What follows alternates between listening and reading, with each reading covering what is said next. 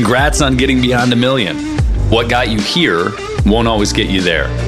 This is a podcast for entrepreneurs who want to reach beyond their 7-figure business and scale to 8, 9, and even 10 figures. I'm Brad Weimert, and as the founder of EasyPay Direct, I have had the privilege to work with more than 30,000 businesses, allowing me to see the data behind what some of the most successful companies on the planet are doing differently. Join me each week as I dig in with experts in sales, marketing, operations, technology, and wealth building. And you'll learn some of the specific tools, tactics, and strategies that are working today in those multi-million, 8, 9, and 10-figure businesses.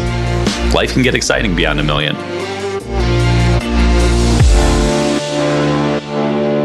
Henrik Johansson. That's me. That's well pronounced. Thank you. Thank you. Well, there's a possibility of messing up names routinely. Yeah. People go for Weimerts with me quite often. Yeah. Not to be confused with Weimert. Yeah. Or I get Weimart. Weimart. What do you Shop get? There. Well, I actually appreciate it. At least people are trying, right? So I get Henrik sometimes. Fantastic. They figure I'm French. Yes. Or I get Heinrich, which, German. Yes. But every time somebody does it, I'm like, yeah, I mean, you're trying.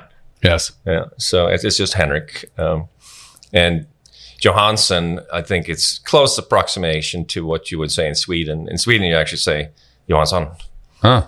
But it sounds like you want some. So I used to have it on my voicemail. It's like, hi, this is Henrik Johansson.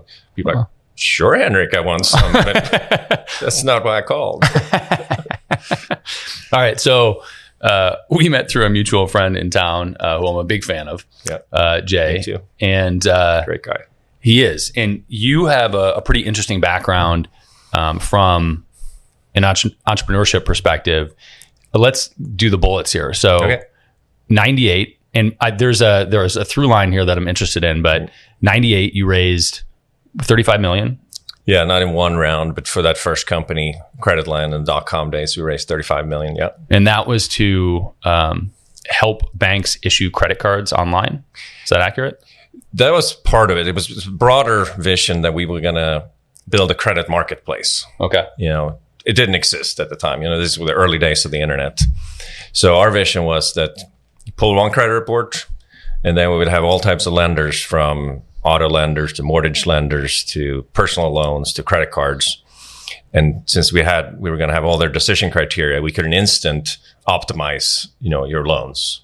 So if you had this much in a personal loan, this much in a mortgage, we can just say, no, you should move this here, and you should cancel that card and move that over to this one. So that was the vision. And we built some really interesting technology. We got some great partnerships. We even got Bank of America to share their full credit scoring criteria. And if you know anything about the banking world, that's the secret sauce. That's they amazing. think, at least. Yeah. And we were, I think, the first to really approve credit cards online in 99 or something like that. So it was going great. It was a gazillionaire in paper. My wife and I, we just moved. We'd moved up there a few years earlier, and we got married in 2000. And we had a huge wedding with opera singers and Cuban cigars, and my friends flying in from Sweden and all that stuff. That's amazing. And then, 6 months later, the Lehman Brothers failed, and that was another one. The dot-com crash happened. I've been through several recessions. Yes.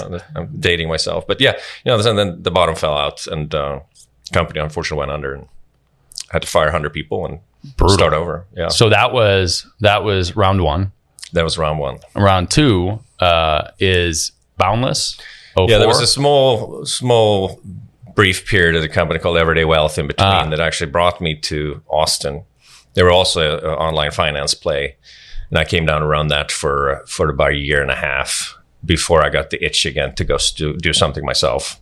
And that's when Boundless started. Yeah. Okay. And so Boundless, again, these are all the you raised for this also, right? Yeah. Got it. Done 5 venture funded companies to date. Interesting. I want to talk about that, but I know you're a bootstrapper, so I know. So there's a fundamental difference, I think, in both, obviously the financial side of things, but also the emotional side of things, and how you execute when it's your money versus somebody else's. Yeah, it's fascinating to me. But so you raised for that one, Boundless, and what was the trajectory with that? Where did that go? Yeah, so Boundless, we raised I think all in at the end was about $16 million. So we were a little less spendy there. Part of that was that we only raised our first round in 2006. And then, the recession hit a couple years later. Yeah, so we were a VC funded company, I'd say, for about 3 years, and then we were a bootstrap company the rest of the journey. Because we were going to bring in another $10 million in VC funding, and then the markets changed again. This is when Lehman Brothers failed. Yes, markets changed overnight, and suddenly the VCs that kind of pushed you to go, raise more, suddenly was not interested in funding it anymore. So then we had to grow up quickly and, cut costs and get profitable as quickly as possible. So that's what we did. And you did? Yeah, we did. We got through it. We had to take pay cuts and, fire a fair amount of people. I forget exactly what percentage it was, but it was a pretty deep cut. We had to cut below the fat, cut some muscle, but not quite to the bone. And we were able to continue to operate and run the business. And then, we turned profitable as quickly as we could. And then continue to grow it from there, and eventually grew it into $100 million business. Yeah, that's super interesting. So that actually speaks kind of directly to this notion of, and it's not quite the same, but the notion of VC backed versus bootstrapped. Mm-hmm. But the delineation in that story is accelerating versus aiming for profitability. Yeah. Right. Yeah. Spending with a burn versus we have to actually have a functional, I refer to it as a functional business model, right? One that makes money, which isn't really a fair assessment, because there are a lot of business models out there that clearly are great for humanity, that they figure out profitability eventually. Mm-hmm. And the only way that they would get created is by really fast acceleration and a lot of money. Yeah. I just have never done it that way. Yeah. It's a high stakes gamble, right? And it's funny, we're having this conversation. We're sitting here in May of 2022, and a lot of founders are going through this right now, right? Because the markets have shifted pretty dramatically. SaaS valuations, software as a service companies, public valuations, used to be like 22 times revenues, and now it's like 10, and it may go lower. So there's been this dramatic shift in the public markets. They're not coming into the private markets. So that, a lot of companies that raised big rounds at $1 billion valuations, unicorns, they're probably not going to be able to raise at that level even. They're probably have down rounds, and down rounds in the VC world is not a good thing to have. So if you think of it, we've had good days for the most part since the recession. It's been 12, 13 years of things going pretty darn well, and stock market up and to the right. So you have a whole new generation of investors too, and founders that are learning what I learned the first time in 1998 or in 2000, in the dot-com crash. Yeah. And then again in 2008, 2009. What, from an operational perspective, because this idea of VC money ran out, I was getting more money to continue growth and run, and now I have to be profitable. Yeah. That story happens whether it's VC money or just a shift in business, right? Or a shift in the economy, or, an ad campaign stops working, or whatever. Yeah. What were when you realized I'm not going to be able to raise any more money there, where did you take it from there? From an operational perspective, right? From marketing, sales, what were the things that you did where you thought, okay, I've got to change this right now? Yeah. Yeah. And it's interesting too, right? Because it's a lot depend on where you are in that cycle, right? Because often as a VC funded company, you're not planning to be profitable anytime soon, right? You're planning to go raise a Series A, and then a Series B, and then a Series C, and that's what the investors are wanting you to do too. So you have this long trajectory, and you're investing in, probably typically these are technology based companies. So you're hiring a ton of engineers. They're not immediately producing any revenues. They're expensive resources, and you're investing a lot in building this technology. And you may be investing a ton in marketing that's not necessarily providing great ROI. You're building brand, and you're building partnerships and things like that. And you're not looking as much as overall profitability. Ideally, you have some good unit economics so that if I sell it for 50 cents, I can make it for 25 cents. And so that's actually, if it scales, you're going to make money. There's some business model where, you sell sell $1 for 90 cents, and it doesn't matter how much you scale, that's never going to make any money. Right. And that was a lot of what's going on back in the .com days. I think, nobody was thinking about that. So to get to your question, I think in my first company, Creditland, in the .com crash, we were so far from profitability, and the markets shifted so quickly that there was no way for us to fix it, right? Also, we're tied up in a bunch of partnerships, so that even if we wanted to stop spending money, we had like a 12-month deal with Yahoo, paying them, let's say, a couple $100,000 a month. We couldn't stop it because it was contractual, and they were going through the same thing. So we just had too much, built up future AP and just couldn't salvage it. So there we just had to file bankruptcy and move on. In my second one, we were closer. We had real revenues. I think we were, generating 25, 30 million in revenues at the time. So there was a clear path. We did have engineers, and we're also building a platform, but we had real revenues that we could back it up with. So it just became a matter of, right, let's reduce our costs, sacrifice some of the long-term dream in order to get profitable fast. And then we'll just have to get to that long-term dream over time instead, funded by ourselves. Got it. So you had a product that you were already selling, you were already creating revenue. You just had to scale back functionally product development. Yeah. Yeah, that's intense though. And so how big was the company when you sold it? Because ultimately you sold to Zazzle? Yeah, the company's called Zazzle in the Bay Area, also venture funded by Kleiner Perkins. At the time we were, I think about 75 million in revenues, about 100 people employee wise. And then we had this network of resellers that we had a couple of hundred of those guys that were selling our platform and products to customers. So it's a team of close to 300 folks. Jesus. It's my nightmare. But that was a lot of fun too. I mean, Boundless we built an amazing culture, as a place where people called home, right? Often referred to as a family. Yeah. And we did a ton of fun stuff together. We went on trips together. We had an annual event called the Founders Event that we brought in, suppliers and our salespeople, our employees and customers. And it was really cool atmosphere. And we had a lot of people that built careers there, that joined as an intern and ended up running a department 10 years later. So as while what we did was not world changing in any way, what we built as a company was really cool. Yeah, I love that. So that's, I say it somewhat in jest that it's my nightmare, but I think part of that is that when I think about managing 100 people or 300 people or 1,000 people or 100,000 people, it seems like a horrible proposition because accountability, pushing a rope, pick an analogy for that. But ultimately, creating that community, creating an environment where you actually want to spend time, sounds amazing. Yeah.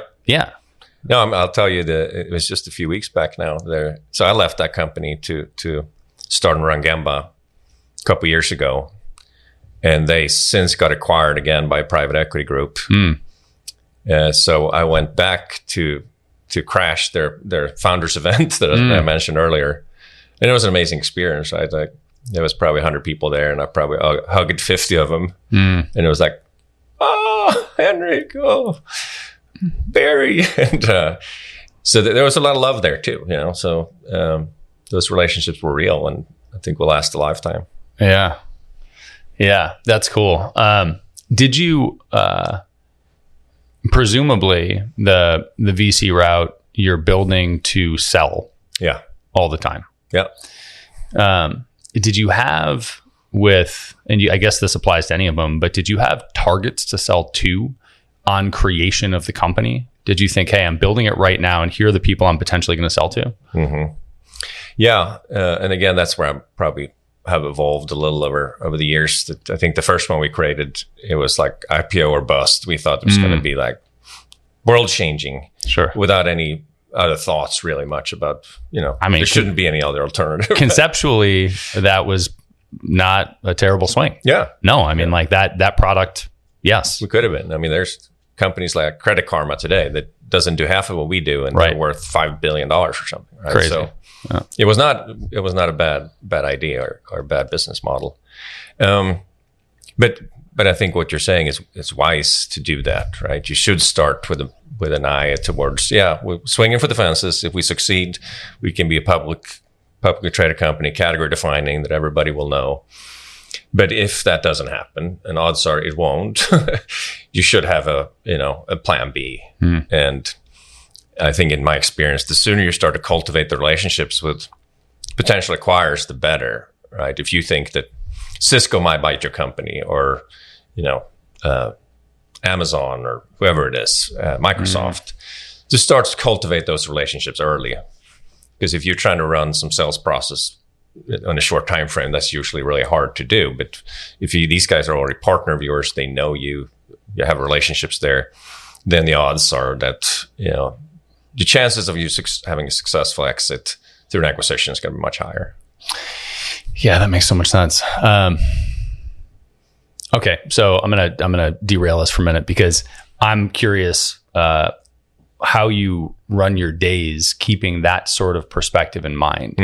Because for me, when I look at, I'm a fairly regimented, scheduled person. My calendar is the path. Yeah. Yes. And when I think about relationship building for a potential exit later. Like, how do you break up your days when you're running a company as the CEO, and where does that fit in? Like, is there a block that is, open space or relationship building, or how do you rationalize putting effort into that amidst the quote unquote important things in the business? Yeah. Great question. So a few things. I mean, I different folks have different definitions, but I believe that CEO, have 3 or 4 main responsibilities. I mean, one is strategy. Where is this company going? What's the long-term vision? To have that very clearly defined. Where are we going long-term, and what are the steps to get there? Right? What are the most important things that we have to do right now? Then I think people, to quote Jim Collins, the author of Good to Great, he says, it's more important to get the right people on the bus than knowing where the bus is going. So in many ways, right, you get the right people that will help you define where the bus needs to go. Because you can't be an expert at everything. But, it's like at Gamba now, we hired a brilliant head of supply chain, a brilliant head of design. They're so much better than I am in those verticals, and they have helped the company, go leaps and bounds forward by defining, this is what the market needs, and here's how we can bring it to them. So strategy, people, growth, I think, is something that you can't delegate as a CEO. Certainly, you'll hire a head of sales, you hire a head of marketing, but you can't ever lose the focus on growth, because it's connected to your customers and, what you're delivering around that. What does growth mean to you? Like, what are the activities associated to growth? The strategy makes sense to me. That's pretty clear. Yeah. And the people make sense. You have to find the right people and recruit, hire, build relationships. What does growth mean? Yeah. And growth, I mean, probably more important in a VC funded company than in a non-VC funded company, right? If you're running your own company, you own it, growth is not as important.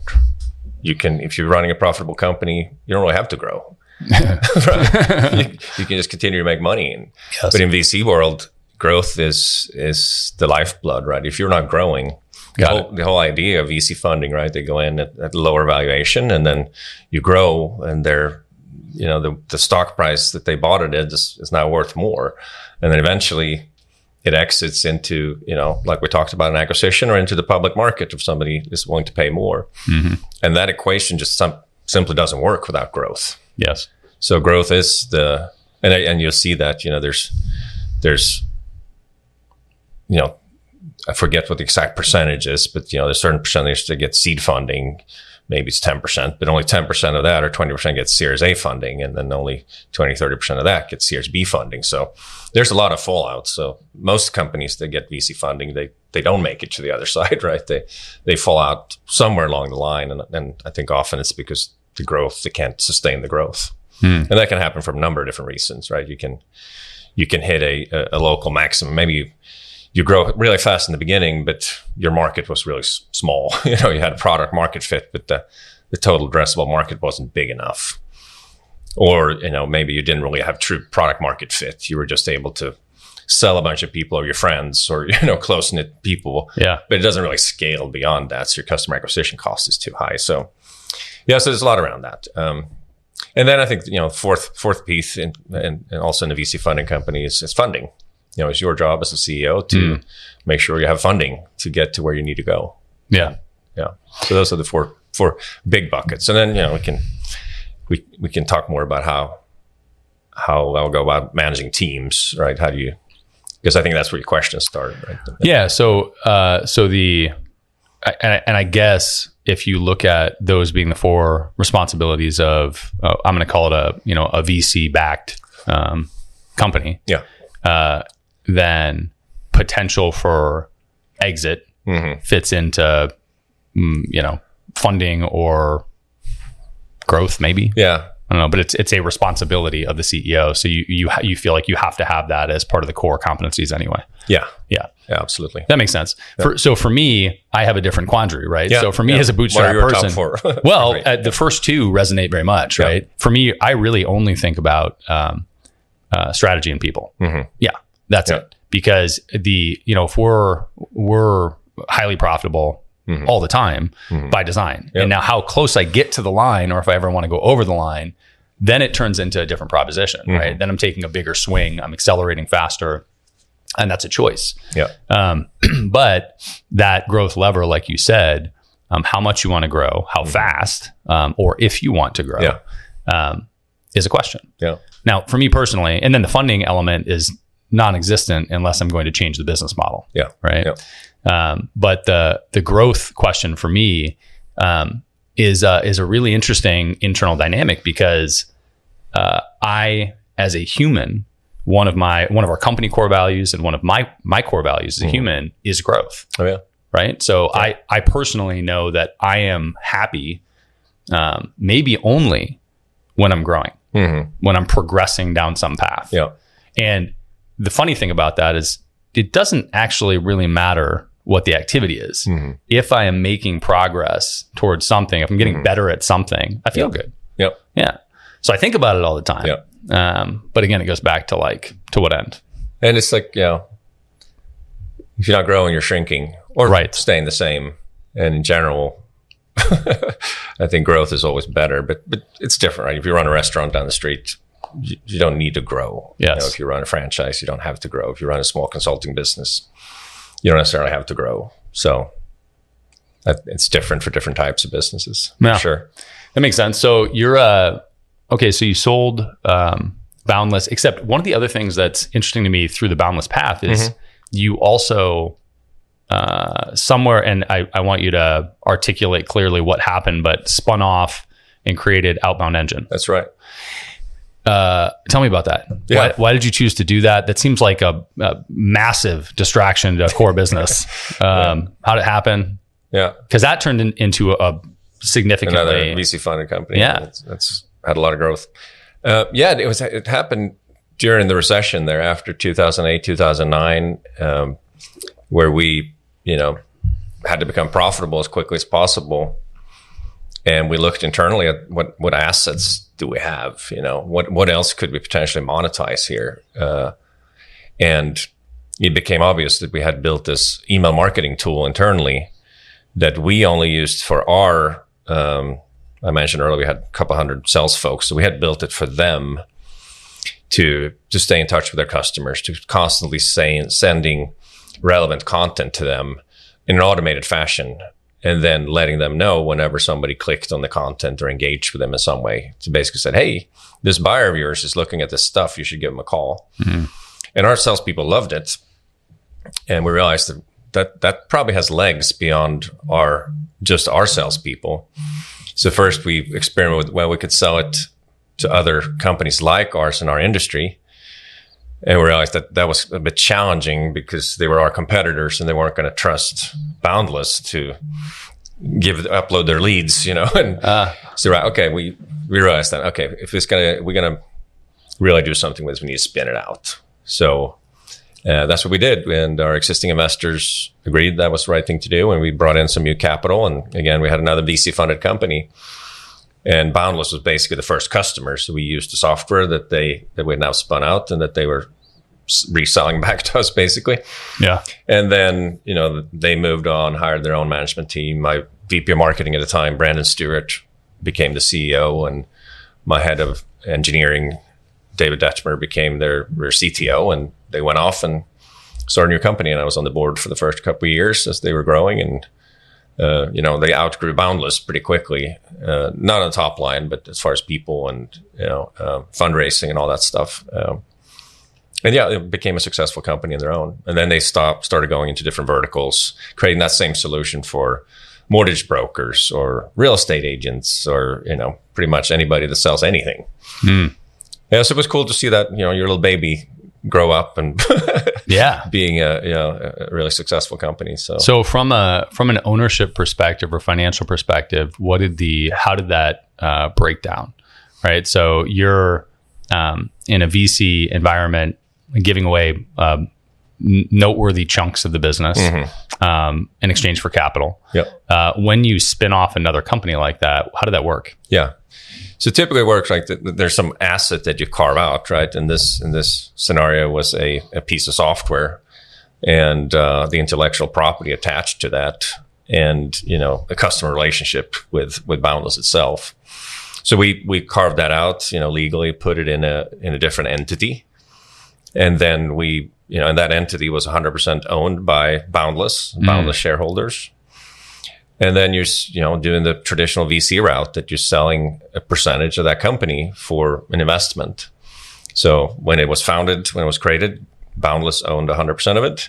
And then new investors came in and put in a few $1,000,000 and they got to buy a percentage of that company. Got it. And then it was a completely separate entity. As I said, I stayed on the board from that day forward. We had different investors. Some were the same, but, different companies, different boards, and go in different directions, which was interesting for a while, right? Because we liked that software and our salespeople liked that software and felt it was competitive advantage to their competitors. And now suddenly we started selling it to other people. So it was, it was a bit of a tricky transition, but in the end, it was pretty smooth. And so when you sold Boundless, Outbound is still running. That's right. Outbound engine's still moving. Yeah. But I'm assuming that you did not also sell the shares in Outbound, or did you? That's correct. So we before we sold Boundless to Zazzle, we carved out the shares in Outbound that Boundless owned and distributed that to the shareholders.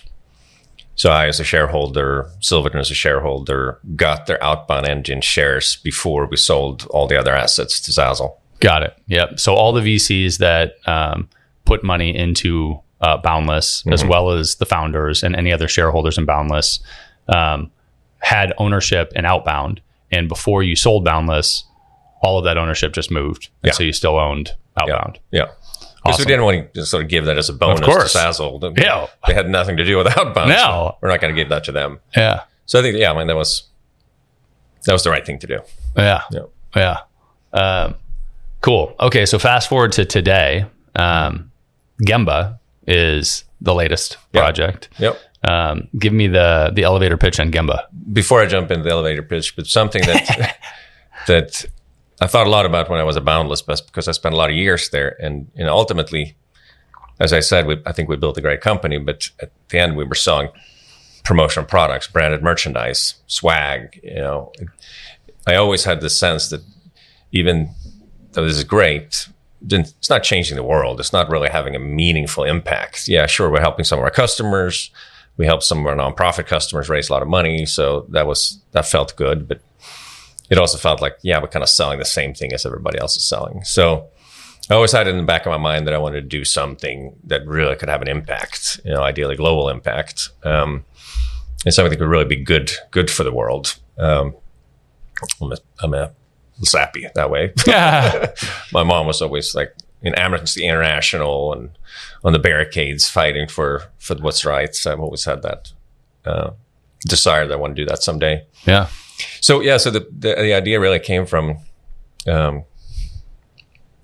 that there's this huge need for people to create new things, particularly in the as you today you have millions of new e-commerce companies starting D2C brands, micro brands, creating new products. And I think everybody knows that if you're going to buy something that already exists, you source it overseas, you go to Alibaba. But if you're going to create something that doesn't exist, nobody knows where to go. And we saw that, that was a huge opportunity and a growing opportunity. And to the good parts, like also being able to enable all these creators to bring their ideas to reality. We always talk about that it's uniquely human to create, right? We're the only species on the planet that really can envision something that doesn't exist and then create it, bring it into existence. And in many ways, I think that's fundamentally human. That's what got us, to the top of the totem pole, right, of the food chain, because we started being able to control fire, and then we built shelter, and then we built weapons and tools, and before you know it, we were the masters of all the species on the planet.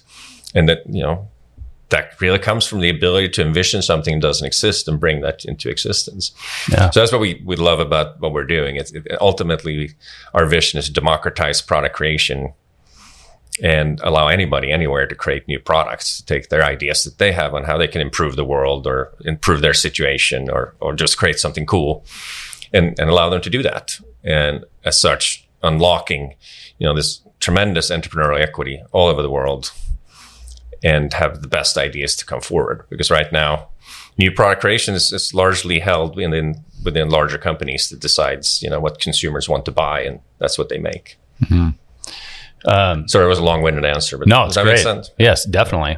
So you're just giving everybody a 3D printer. Is that what you're doing? Yeah, exactly. 3D printers for sale. But wait, there's more.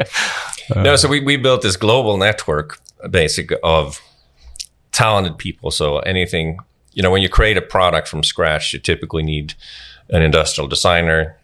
If there's any moving parts, you need a mechanical engineer. If there's any electronics engineer, electrical engineer.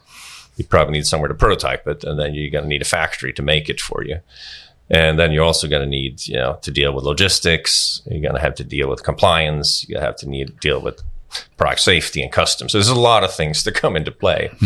And the typical small business, particularly if they're a solopreneur or a 1-2 person team, they don't know how to do all that. So on one hand, we built this network of experts that can help them do all that. And then on the other hand, we realized that that's kind of hard to coordinate. You wouldn't know how to, typical small business wouldn't know how to get an electrical engineer to work with a mechanical engineer and industrial designer to create something cohesive. So the other side of our platform, where we have built this, this sophisticated engine that can identify what are all the steps that need to happen in creating a new product. So if we go into our engine and we plug in, I want to create a set of headphones with solar panels on top of the head so they never run out of battery, right? I like this. Yeah. Then we spit out, it's like, okay, here's the 187-point project plan that you need to do to create that set of headphones. Wow. And then we'll go into our talent base and say, these are the very best people in the world that we can find that can work on your headphones. So that's probably somebody that worked at Bose, maybe somebody that, worked at, Tesla and created solar cells with them, or, and then some mechanical engineer that had done some similar work, right? So you get this very specific targeted team together with this project plan, the software help you manage it. So suddenly a small business of 1-2 people can create products like the best in the world. Okay. So I have, this is awesome. I have a couple questions here. One is sourcing the people. And kind of creating the marketplace, because that seems like a bitch. Yep. The other is the project management side of it. So do you have an internal platform for managing the project? Is that part of the proposition? Yeah, that's the platform we built. Awesome. That you can go in and identify what are all the steps and then assign those steps to different people. Awesome. And definition of the deliverable, right? So the first deliverable may be, create 5 sketches of these headphones. And then you bring that back to the creator and they give feedback on it. And they say, I like that sketch better. And then you do another iteration of sketches to really define visually what would those headphones look like. So that might be phase 1. And then phase 2 is like, okay, let's create a 2D rendering of that. So professional 2D rendering that you create in some designer software, right? And then next step after that, a 3D rendering or CAD drawing. So you go like from low fidelity to higher and higher degree of fidelity, and eventually engineering drawings and bill of materials and, all this stuff. Okay. So the other is the sourcing of these people. Yeah. What? How did you approach that? Do you have people that have bought into the platform that are sitting there waiting to do projects? Are you pinging all of the, the LinkedIns and the other sort of social profiles of the world to see what people are good at, and then soliciting, mass spam to try to get these people to come to the platform? How does that work? Yeah, it's like, what you're identifying is, I think that the chicken and the egg problem with any marketplace. Yes. Right? What comes first?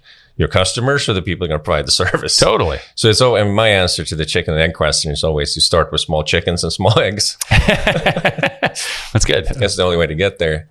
So we started, we had a set of factory relationships. For me and my other co-founder, he'd made products in China before, and I'd made products over there too. So we had a small network. And then we went out and tried to find some customers that needed the kind of stuff that we knew we had a network of factories to do, to make. And that's kind of how it started, with a few factories and a couple customers. And then we had a big breakthrough in, I think it was early 2019. We started working with one of the first Amazon FBA aggregators. I don't know if you read about it. There's a lot of them now. And all they do is raise a ton of money and buy up all the little guys. Yeah, I have a good friend, Tom Shipley, in town, who raised $100 million earlier, 2021. Brilliant proposition. So he raised $100 million, put together the team, kept a ton of the equity, and then just left and was like, okay, well, brilliant. I did my job. You guys do the rest. So we worked with one of the first of those guys. It was, I think, 1-on-1 Commerce. So they became a customer, and they were kind of just starting up too. So they were thinking they were going to build a team overseas and build up this thing. And fortunately, we met them right before they started doing that. Say, hey, you don't have to do that. Just give it to Gemba. Awesome. Because we have a team already. And at that time, it was a very small team. Yeah. But then they started giving us SKUs, one product after another. And since they brought different brands, one may be, office furniture. And then the next one was massage guns. And the next one was yoga brand or something like that. So it started gradually bringing, for every product they brought us, we started building out our network. So back then we were, probably pretty slow because we had to do a lot of the groundwork. Sure. But now, you imagine doing that over 3 years. Now we have a network of over 2,000 factories right now in 6 different regions. We have a network of close to 400 experts, these designers and engineers from all over the world. So now we're starting to, have as powerful a network as anybody. Even large publicly traded companies typically don't have 400 product experts on file or relationships with 4,000 factories. So what's happened just the last few months is that we're seeing bigger and bigger customers are coming to us and say, things like, hey, I want to move my production from Mexico or from China to India or Mexico. Or they're saying, hey, I have a whole line of new products that I want to create. Dog toys, for example, but we don't have any dog toy people internally. So can you put together a team of dog toy experts, right? So we're starting to be able to provide, as the network grows, very specific and valuable expertise to our customers. Awesome. And what's the value prop for the experts? Is it a contract-based platform where they get paid, per transaction or per project, or how's that work? Yeah, so they basically list their fee. This is how much I'm going to charge, $150 an hour, whatever it is. And they list their availability, and then we bring them project that fit their profile, right? So what's really cool for them is if you worked at Nike and designed running shoes your whole life, you probably don't want to work on a desk drawer or a lamp, right? That's not your expertise. Sure. You want to work on the stuff that you're really good at, and they can charge a premium for. So it's the expert network. They love it because it's they get very specific projects. And if you think of it, it's probably the only real gig opportunity for this type of a professional. Because if you're a mechanical engineer, you post your profile on Upwork or Fiverr or something. Yeah, nobody's going to hire you. Yeah, They don't, not because you're not good, but they don't know how to hire a mechanical engineer. they don't know what to look for. They don't know how to vet that person. So the part of the value we bring is like this vetted network of people. We know exactly what they're good at working on. So to them, it's great because they get the kind of projects that they want. And it's, I'd say the vast majority of them, if it's still a part-time gig for them, not a full-time. Mm-hmm. But as we continue to grow, I think more and more people are going to be making a living of Gemba. And back to the chicken egg. Yeah. So you're basically, the way that you had grown was look for the people that want to create product and then go out and figure out how to create product. And that's how you started to build the network, including the experts. Yeah. I mean, you have to, like I said, the chicken and the eggs, you kind of have to continue to build on both sides. Fortunately, through one-on-one commerce and our entry into the FBA space, the Amazon space, we pretty quickly started developing a name in that space. It's a pretty tight-knit community. They all go to the same conferences. And the fact that we could reference that we were working with one of the biggest aggregators, or the first aggregator, that gave us a lot of credibility with the smaller guys. RJ, who was the CEO back then, he's continues to be an advisor to the company, and it's been really, really valuable. He still makes introductions to the big aggregators that made, raised billions of dollars, hundreds of millions of dollars, and he's as knowledgeable as anybody on this space. And what'd you say? Richard Jalichandra, RJ. Got it. Interesting. So where does it go from here? Yeah, we want to build a category-defining company, right? We, like I started with, everybody knows Alibaba is where you go for what exists. Where do you go for what doesn't exist? There's a vacuum there. There's an opening. And I think we can be that name, right? 5-7 years from now, I hope that Gemba is a household name. And everybody, knows that that's where you go to create new products. Ideally, we're even a verb, right? You should Gemba that idea. That's a good idea. I love it. You should Gemba that. I love it. And I think I mentioned last time we talked, we're, part of building this awareness. We're working on a reality TV show too. Yeah. The popularity of Shark Tank, maybe the most popular reality TV show of all times. But nobody knows what happens before Shark Tank. And that's what Gemba helps our customers with. And we believe those are compelling stories. These are people that struggle with their ideas and bringing them to market. And there's a lot of drama and, things that don't work and prototypes that blow up, and and we want to pick really compelling, interesting stories about creators and help them through the journey, right? Giving them the resources that they need and go from just an idea to final product. Where are you on that path? That sounds like an awesome project. Yeah, we're doing casting as we speak. So right now you can go on finalproduct.tv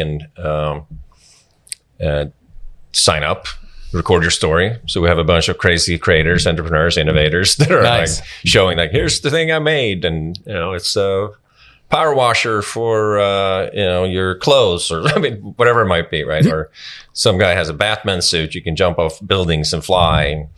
So some really interesting out there stuff. And then there's some more, conventional things too, but great diversity, a lot of different people from different ages, different colors, different, different countries, mostly US based, but, so we're going through that. And the goal is to either shoot the pilot to the first season here in June. It may push into Q3, August, just based on the availability of production crews and things like that. But the goal is to, in the next 3-4 months, shoot, either a pilot or a whole first season. And then we'll see what happens, right? Either you sell it to a network, like Netflix or Amazon or something like that, or we just make it ourselves and turn it into a YouTube show. Yeah, but I think it has legs. I mean, we talked to a lot of folks, and I think it has universal appeal, and I think there's a lot of people are interested in entrepreneurship nowadays. Yeah, people. It's crazy. The Great Resignation. People don't want to work for big companies anymore. Yeah, people want to do their own thing and enjoy working from home. And so I think that the timing is right for the show, and the timing is right for Gemba. And hopefully, it can't be an infomercial for Gemba. It has to be a show that's about the creators. Yeah. Gemba will be there in a corner to be the one that helps them along. Yeah. Yeah. No, I think you're right.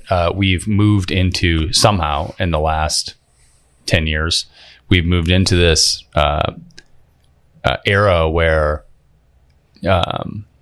young adults seem to feel bad if they are not doing their own thing. Mm-hmm. I hear this narrative all the time of this sort of apologetic narrative of, well, I have a job, but I've got this thing, right? And it's funny because, look, that's a great path for a lot of people. It's also ridiculous because life is a lot easier in many ways. Yeah. If you just punch in, punch out, if you just do something for money and then also do whatever you want in your spare time. Yeah. It's definitely not the path for everybody. Yeah. But there's no question that there's tremendous focus on it right now. Mm-hmm. And the stories are fun. Yeah. Particularly when it's a ridiculous product. Yeah. And I mean, I think that, and I know I have teenage kids, and they see people of TikTok fame or YouTube fame or whatever it is, right? They just do fun stuff and record it and make millions. Right. I mean, in light of that, it's like, you want to go get an accounting job? Right. It just seems like a really bad idea. But the thing is, I think it's some ridiculous. You probably know this, but what percent of YouTubers make any money, right? Yeah, it's got to be like nothing. Fraction of a percent. And how many of them make any money that's meaningful? It's very little. So it's about the same odds as becoming famous and becoming an actor or Olympic medalist or NBA player, right? Yeah. Yeah, but I think that goes back to this idea that many people on this planet, it is not the path for that reason. It is not the path that's going to lead to happiness, or that your skill set is in alignment with, right?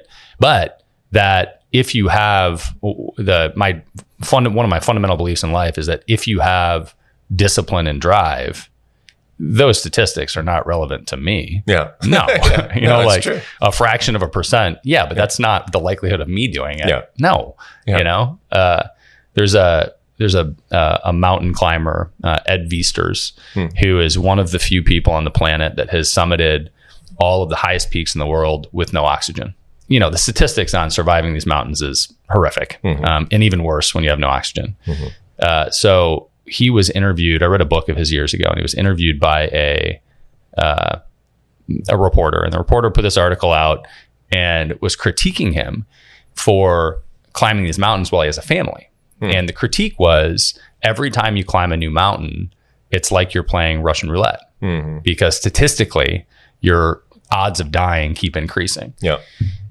And in the book, he was frustrated. His response was, no, every time I climb a new mountain, I am more experienced and I am more capable and I make better decisions. Yeah. My odds improve as I climb more. They do not amplify. Yeah. And I think about that. Yeah, that's interesting. Yeah, I think about that relative to entrepreneurial ventures and calculated risk. Yeah, absolutely. And what I hope Gembot provides too is like a less risky. And starting any business venture is risky. Yeah. But, there clearly are millions of e-commerce sellers on Amazon. It doesn't mean that you're going to be successful, but there are hundreds of thousands of people that are making good money. Yeah, definitely. So that there's a path there that's more predictable, I think, than hoping to become a famous YouTuber. Yes. Well, you also get the opportunity to actually create a product versus reselling the shit that's already out there, which is what most FBA people do, Amazon people do, and most e-commerce people do. It's white label a supplement brand, or drop ship something from China, right? Or drop ship something from the US that somebody else made that you put your label on. Yeah. So I love the drive. And we see that opportunity that you just mentioned shrinking, right? As these marketplaces mature and saturate. 5 years ago, I think that it was relatively easy. You could find a product that wasn't marketed well or nobody was selling. Yeah. With this exponential growth that Amazon has experienced in new sellers and now having their own products too, I think they're getting harder and harder. I think that you have to differentiate in order to survive and thrive. Yeah. Yeah. Well, then the other reality is that, if you're doing a good job selling something on Amazon, Amazon's just going to make it themselves and rank above you and sell their own stuff. Introduce Amazon basics. That's the risk. It's awful.